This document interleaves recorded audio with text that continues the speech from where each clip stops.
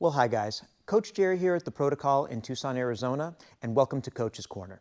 Today, we're going to be talking about one of my favorite exercises, the Turkish Getup. I've got a few things that I want to go through in this video, so I want to get right to business. The things that we're going to be talking about today are going to be the steps of the Getup, the thing that I call the breath dial, which is how to manage the air as we're working through the steps, and then some of my favorite cues for each of those steps. So let's go ahead and get started. We're going to begin by lying down on our backs and setting ourselves up to where we have we're just a 45-degree angle here on the arms, and the feet are just outside of shoulder width apart. This is going to be our start position. We're going to bring our left knee up and our left hand up, and then make a fist with our right hand. We're going to roll up to our right elbow, up to our right hand. We're going to bring up our hips and get our knee directly underneath us. Rise through the hips. Rotate the foot and come into a solid lunge. From here, we're going to take a little breath of air. Stand up tall. And then reverse the steps on the way down. Step the foot back. Rotate the front foot. Find the floor with your hand. Kick your foot out and have a seat. Roll down to your elbow and roll down to your back. Those are the basic steps of the Getup. Now, before we go into anything more detailed, I want to talk about breath. When we teach you how to lift weights, we talk about the Valsalva maneuver, how to generate internal tension. Take that big breath in, get nice and tight. As we exhale, we breathe out. The Turkish Getup, you cannot use a really heavy style of breathing because it takes too long to get down and up.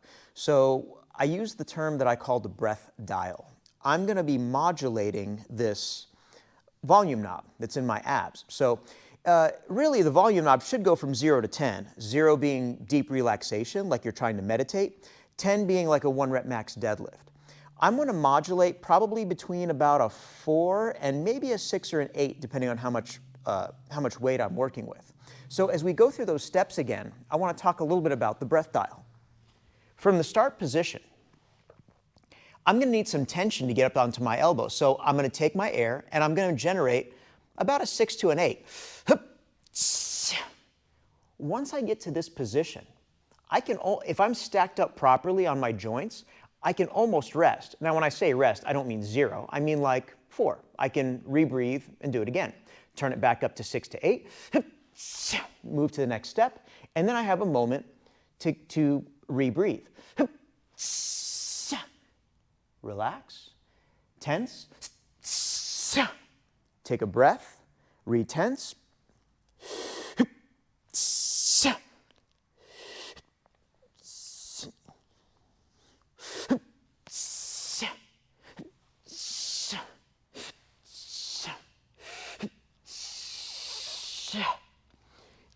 keeping that balance between strategic relaxation and proper breath work is going to help you stay calm and help you be able to handle a much heavier weight.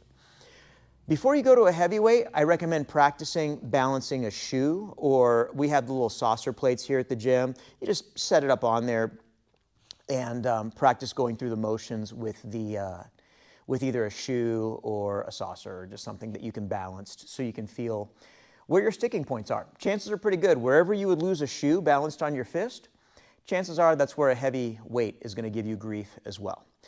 I want to finish this video by talking a little bit through some of the steps that give people the most amount of trouble. So the first one is actually the first step. For most people, getting up onto this right arm is going to give them the most trouble, getting from here to here. If you haven't had that trouble yet, it just means you haven't had a heavy enough weight in your hand yet. One of the cues that I like to give on this is when I roll up onto my elbow, I want to imagine there's like a little tree stump in the ground and I'm actively trying to grab a hold of that tree stump and pull in as I'm rolling towards the camera. So that's important too. I don't want to try to do a sit-up. That's not going to work with a heavy weight. Instead, what I want to do is grab a hold of my imaginary tree stump and physically roll towards my right arm. If you've never tried that before, that might help you get up to the elbow. Now, when I pivot to my hand, I need to get into a good position for the bridge. So my hand is currently, my fingers are kind of pointing 45 degrees towards my foot. When I roll up, I'm going to pivot on the outside of my right hand so my fingers go back. So to show you that in the steps, from here I roll in to get to my elbow and then turn my fingers back to go between these two positions. You're moving on the outside, we call this the hip of your hand. It's the outside edge of the base of your hand.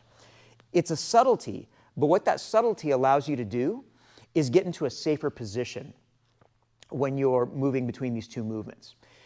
The next thing that gives people a lot of trouble is the bridge, getting the hips up and getting the leg underneath you.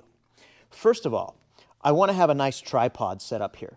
Thumb, knee, ankle to the front foot. Like I'm balancing an expensive camera on my tripod. I want to have a nice solid tripod here. One of the things that trips people up here is the move of going between these two moves is mostly abs. And the drill that I like to practice with this, if we get into this position, make a fist, get some core tension, try to come up into this position here. And check in with your body and see how this feels to hold. If you can hold it nice and still, awesome. If this shoulder is getting away from you, like so, that's going to give you trouble. You want to push that shoulder away from your ear and balance in this position. If you're holding it properly, the main place that you're going to feel it is in your abs. So once you have the abdominal tension to get from here to here, you should be able to maintain that same tension to get from here to here. Hopefully that cue helps for that one. Now, we're going to go back from the start position, and I want to talk about that shoulder a little bit more. We're going to do, so this drill I learned from Brett Jones through the Strong and First program. This is called good position, bad position. If I come up here onto my elbow, this is a bad position. Gray Cook used to call it, your ear is shoulder poison. So bad position, good position. When I come up to my hand, good position, bad position. When I go to the bridge, bad position, good position. Now, we left off at the bridge. Coming up here and moving from here into this position here, I'm going to turn around so you guys can see this. It's not just a matter of falling onto your hand and then trying to use only the midsection of the body to straighten yourself back up. There's actually a little trick here where you can use your hip hinge. So instead of falling down on the hand, I'm going to set my hips back. It's like I'm doing a little kettlebell swing here. Shoot the hips back and actively lower myself to the ground. Coming out of it, I'm doing a kettlebell swing coming up. My hips are going to drive that way. When I do that, I'm using my entire body to straighten out with that weight. Makes it a whole lot easier. Going to come back to this position here. Shifting the foot, that's easy enough. If you've been doing Turkish Getups a long time, you might be moving your back foot. There's no wrong way there. Whether it's here to here or if it's here to here, whatever's more comfortable for you and your body is fine. The last thing that I want to talk about is the lunge. From this position, there are two things that I want you to think about. Thing number one is this exercise I'm about to do, pushing off of my back foot and stepping my feet together, is 80% abs. Most people, your legs, if you've done a lot of squats, are plenty strong to do a solid lunge with a Turkish Getup bell. If I thought about this as mostly abs, it's going to change mentally how I engage when I drive out of that position. It's just going to feel stronger. The second thing is, because we are doing a backward stepping lunge in the Turkish Getup, I want to make sure my back toes are turned over. If you're not doing that, in other words, if the foot is relaxed, now this front leg has to do all the work, which is going to make it harder. When I flip my foot over, I can now push with my back leg, which is exactly what I want to do. So I'm not thinking about lunging up. I'm not thinking about going from here to here and then straightening out. Instead, I'm thinking, somebody just took off with my wallet. Hey, come back here with that. If I have that in my head when I'm trying to lunge, plus 80% abs, step the feet together, get everything tight. It makes the lunge a little bit easier to do. So those are some of my favorite cues for the Turkish Getup. I hope one of those, or hopefully more of those, will help you guys get to heavier and heavier weights. I'll have a description below to reach out to us if you have more questions about this exercise or anything else about our kettlebell training. Thanks a lot for watching. We'll see you again soon.